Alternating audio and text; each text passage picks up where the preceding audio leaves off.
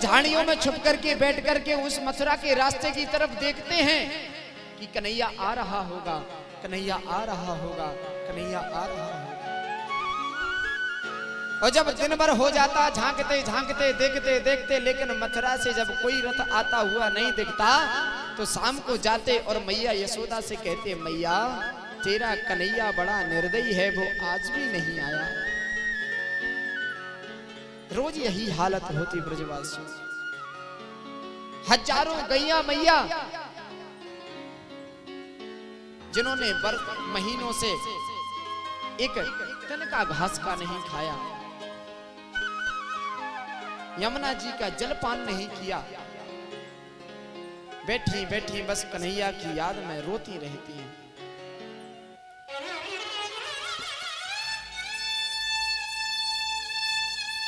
गौ माता इतना प्रेम करती हैं ठाकुर जी से कि ठाकुर जी के जाने के विरह में आज गैया मैया ने खाना बंद कर दिया, पीना बंद कर दिया। गोपियां घर का काम नहीं करती, गोपियां अपने पति की सेवा नहीं करती, गोपियां अपने सास ससुर की सेवा नहीं करती, दिन भर बैठी बैठी अपने कक्ष में रोती रहती। कभी यमुना जी के किनारे जाकर के रो रही हैं, कभी यशोदा मैया के घर में आंगन में जाकर के रो रही हैं। विचार करो, वह प्रेम ब्रजवासियों का आज एक आशा जगी।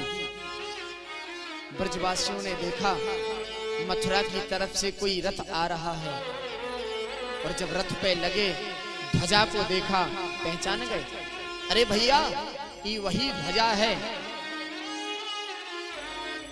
जो अक्रूर के रथ में लगी थी। लगता है कि मेरा कन्हैया आ गया। सारे के सारे ब्रजवासी रथ की ओर दौड़ पड़े। एक मधुमंगल नाम का ग्वाला था, झाड़ी में छुप करके बैठ गया। हम तो कन्हैया से रूठे हैं, हम कन्हैया से नहीं मिलेंगे, हम तो बात ना करेंगे। से झाड़ी में बैठ गया। लेकिन जब सारे के सारे ग्वाल वाले दौड़ करके जाने लगे, उससे नहीं रहा गया। कहने लगा, अरे रूठा रुठाई तो बाद में होती रहेगी, इतने दिनों के बाद मेरा ठाकुर आया है, जाकर के पहले उससे आलिंगन तो कर लूं, पहले जाकर के उसे अपने हृदय से तो लगा लूं। पहुंचे ब्रजवासी, रथ रुक गया, रथ रुक गया, बहुत समय हो गया, उस रथ में से कोई नहीं निकला। ब्रजवासी एक दूसरे से कहने लगे, भैया इसमें हमारा कन्हैया नहीं हो सकता। क्यों? अरे कन्हैया होता तो अभी तक तो कूद पड़ता रथ से और आकर के हमें हृदय से लगा लेता। इसमें कन्हैया नहीं और कोई है। पर्दा हटाया, उसमें उद्धव जी बैठे। उद्धव जी को देखा, ब्रजवासियों ने कहा, राधे राधे, आप कौन? उद्धव जी बोले, मैं मथुरा से आया हूं, मैं महाराज कृष्ण का मित्र हूं, महाराज बृहस्पति का शिष्य हूं, मेरा नाम उद्धव है। आप मुझे वो बाबा नंद का घर का पता बता सकते हैं? मैया यशोदा से भेंट कैसे होगी? नंद बाबा से मुलाकात कैसे होगी? आप उनके घर का रास्ता बताओगे? ब्रजवासी रोते रोते कहते हैं कि हे उद्धव जी, जब से कन्हैया इस वृंदावन को छोड़ करके गए हैं, तब से नंद बाबा के यशोदा मैया के घर का रास्ता बिल्कुल आसान हो गया। किसी से पूछने की आवश्यकता नहीं है कि नंद बाबा का घर कहाँ है, यशोदा मैया का घर कहाँ है।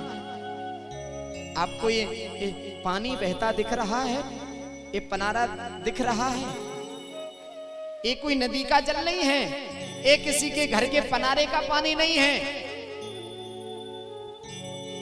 ये वह जल है जो कन्हैया के विरह में बैठी बैठी हजारों लाखों गोपियां कन्हैया को याद करते करते झरझर आंसू बहाती रहती हैं। यशोदा मैया के आंगन में हजारों गायें बैठी बैठी जो कन्हैया को याद करते करते रोती रहती हैं, झरझर आंसू बहाती रहती हैं। एक उन्हीं आंसुओं का परारा बह रहा है। इसी पानी के किनारे किनारे चली जाओ, चले जाओ, यशोदा मैया का घर मिल जाएगा। ध्यान देना सज्जनों, उद्धव जी ने जब सुना तो आश्चर्यचकित हो गए। इतना प्रेम! जब से कन्हैया गए हैं तब से गोपियों का रोना ही बंद नहीं हुआ। हरे राम राम राम, कन्हैया बड़ा निष्ठुर है, बड़ा निर्दयी है। गए उद्धव जी, क्या देखते हैं? मैया यशोदा के आंगन में हजारों गोपियों की भीड़ लगी है। मैया यशोदा के द्वारे पे हजारों गायें बैठी हुई हैं।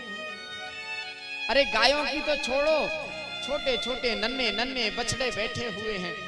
क्या कर रहे हैं? रो रहे हैं। उद्धव जी ने जाकर के आवाज लगाई, मैया यशोदा, नंद बाबा। मैया यशोदा ने कहा, कौन है? शांत, चुप हो जाओ भैया। अरे अगर जोर से बोलोगे तो मेरा कन्हैया जग जाएगा, मैंने अभी अभी सुलाया है उसे। यशोदा मैया कहती हैं, ज्यादा चिल्लाओगे तो मेरा कन्हैया जाग जाएगा। उद्धव